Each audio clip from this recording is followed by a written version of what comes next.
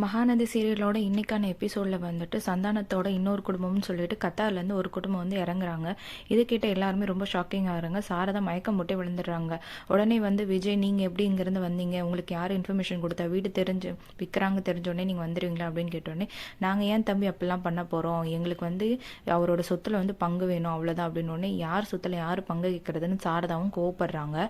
உடனே வந்துட்டு நீங்கள் என்ன முறையோ அதுதான் நானும் அவருக்கு ஒய்ஃப் தான் அப்படின்னோடனே போலீஸை வந்துட்டு அந்த அம்மா கூப்பிட்டுட்டு வந்துடுறாங்க.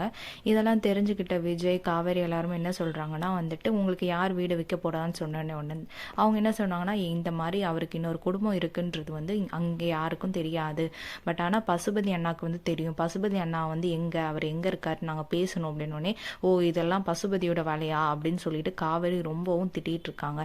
இது எல்லாத்தையும் பார்த்துட்டு இருந்த அந்த லேடியும் என்ன பண்ணுறாங்கன்னா, போலீஸை கூட்டிகிட்டு வந்துட்டு, பாருங்கள் சார், சொத்தில் பங்கு கேட்டால் தரமாட்டுறாங்க அப்படின்னோடனே சாரதா என்ன சொல்கிறாங்க, சார் என் ஃபேமிலியை பற்றி உங்களுக்கு தெரியும், அவர் அப்படிப்பட்ட ஆள் இல்லை அப்படின்னு சொல்கிறாங்க. அடுத்து தெரிஞ்சுக்க சப்ஸ்கிரைப் பண்ணி வச்சுக்கோங்க.